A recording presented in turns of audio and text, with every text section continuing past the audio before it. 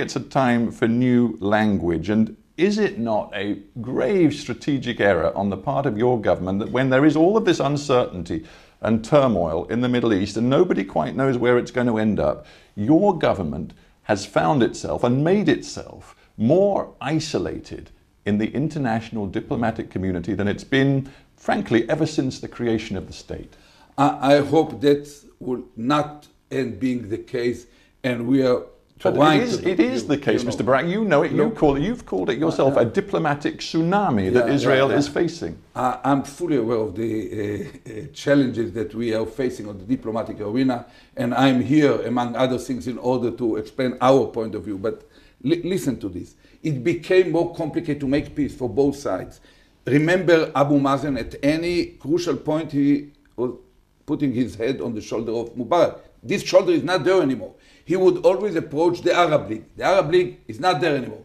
The Arab streets doesn't support it the way that the Arab moderate autocrats supported it. So it became more complicated. The point is, the Security Council has just passed by 14 votes to 1. It didn't pass it, of course, because there was a veto by the United States, but the vote was 14 to 1 in the Council condemning Israel's settlement policy. Why I say I'm in this government in order to tell my colleagues in the government and in the inner cabinet, we have to act. It's a time for action. CBMs and all these bottom-up activities that we are doing in order to help Fayyad create his embryonic Confidence-building measures, you mean? Yeah. Well, there is no confidence. The only confidence we have is that whatever else happens, the Israeli government is determined to continue building settlements. You just, in the last week, having seen, admittedly, absolutely brutal and horrible murder of a family in a Jewish settlement, your government declared immediately, within 24 hours, that you would be building 500 new housing units in the occupied territories. Notice, no. We build only within the settlement blocks, and I believe that the world should notice this kind of differentiation. We do not build in isolated settlements, but is that only in the settlement blocks. But given the international isolation of Israel, is it sensible for the Israeli government in a tit-for-tat, seemingly tit-for-tat response to say, okay, you've murdered some of our people, we are now going to build 500 new housing units? Does that make any sense? I don't think that the tit-for-tat is an accurate description. It happened very close, and I do not deny it. But that's not the real issue. The real issue is whether we are capable of mobilizing enough innate courage and enough political influence, because both of them are needed in order to go beyond confidence building, beyond bottom-up, even beyond a major speech, into a real action with content and certain irreversible, so to speak, nature that moves us beyond the point of no return toward a conclusive peace process. I just want to make this a bit more personal, Mr. Barak. I just wonder how you, and I've known you for a long time, and I remember covering you when you were in Camp David in 2000 and when you came desperately close to a deal with Clinton and Arafat.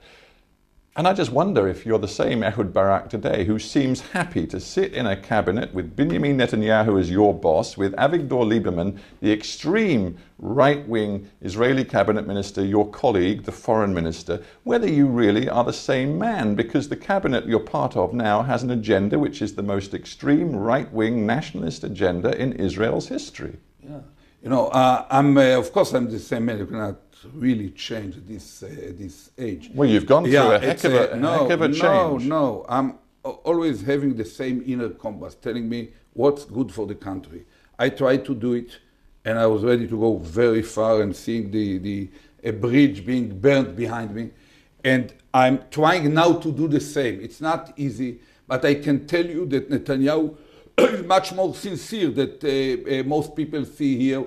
But he cannot afford jumping into an empty swimming pool, politically empty swimming pool. He's not jumping into an empty pool. We have had the leaks. We know the Palestinians have been prepared in recent years to make sweeping concessions, to quote one of their negotiators in a leaked memo, which of course he has tried to deny, but it seems the Palestinians were offering on Jerusalem, for example, quote unquote, the biggest Jewish Yerushalayim in history. They were prepared to take decisions that were fundamentally opposed by many of their people. And Netanyahu has said, no, no, no. It takes two to tango. I don't deny it, but we see it from other side a little bit differently. I'm confident that if there is a readiness, an opportunity, an urgent need, we will find the courage of conviction from within Israel to move.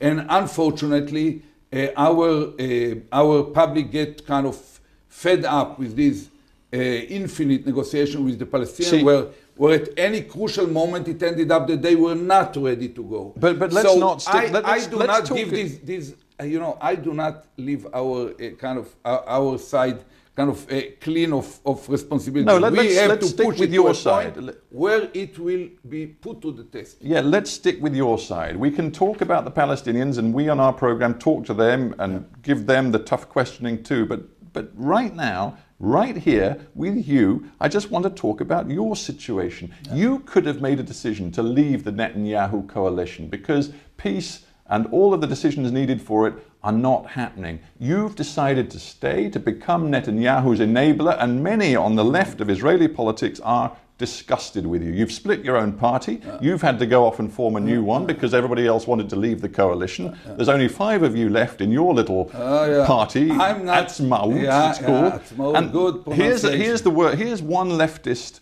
member of parliament on you. Quote, you, Barak, are proving that you will do anything to survive. You are now propping up a, quote, right-wing racist coalition. No, it's ridiculous. It's politics in Israel. It's even worse than yours. So you can easily find the left saying that Barak is just a fig leaf to cover Netanyahu, and the right wing saying that Barak is dragging Netanyahu by the nose and dictate to him what I don't hear anybody saying that. No, I hear many can, people saying right, you have become a fig leaf. No. You just don't read the right newspapers in Israel. The right wing insisting that I'm dragging Netanyahu, that he became my poodle and so on.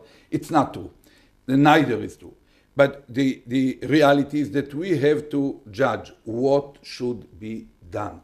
And to tell you honestly, my judgment is that this international diplomatic tsunami will start to rise in this month, will culminate in August or September. Until then, we have to do something. Now, if we turn into election period, election is a time of self-imposed collective stupidity. People, leaders, stop to deal with what's important for the country. They're dealing with how to get voters, which is legitimate. But by the time we end our election, the train left the station. So you're saying we cannot afford going into election now. We should focus. Is Israel, in the light of everything that's happened in the Arab world, this popular revolt, this uprising, this sense that the Arab peoples want to stake their claim for self-determination. In that context, is Israel prepared to acknowledge that, going back several years now, Hamas won a democratic election in the Palestinian territories? Hamas is going to have to be a part of any negotiated solution, and that the time has come for Israel to begin a dialogue with not just Fatah and the leadership, but with Hamas as well, to draw all Palestinians in. You know, I propose to you to read into the writings of Hamas and their policies. It's terrible. It's a kind of elimination of Israel under a very, very light veil or whatever. Well, I'm sure you read Mr. Lieberman. I'm sure you read Mr. Lieberman's comments too, and many Palestinians would say that he just exhibits racism, which is unacceptable to them. I'm asking you. I don't think that that's the issue. I strongly believe, that when the time is come, if we are just doing much less than this, we are just putting on the table at the right place, namely a closed room, our answer for the core issues. And I will come in a moment and tell you what's my plan. It's not really a secret. But if we do this, the Palestinians might find a way, more swifter than we believe, to bring together the Hamas and the Fatah under the same umbrella and some vague formulation in order to enable those two branches of the same national movement to accept what the world and Israel is ready to give to them. And then a struggle will continue, but we are not yet there to really face the need to recognize Hamas, and I'm against it. But let me tell you what I'm believing. We have to delineate a line within the land of Israel based on demographic and security consideration in a way that we will have the main settlement blocks and a solid Jewish majority for generations to come within this line. And on the other side, there will be a room for a viable contiguous and territorially, economically, all other attributes, a viable Palestinian demilitarized state. And we have to solve the issue of Jerusalem based on the Clinton ideas, solve the refugee issue based on the idea that you will have to will relinquish, you accept that you will have to relinquish sovereignty over East Jerusalem. Yeah, I told you know, look into because your boss, Mr. Netanyahu, not, doesn't, but you do. Just to be clear, you do.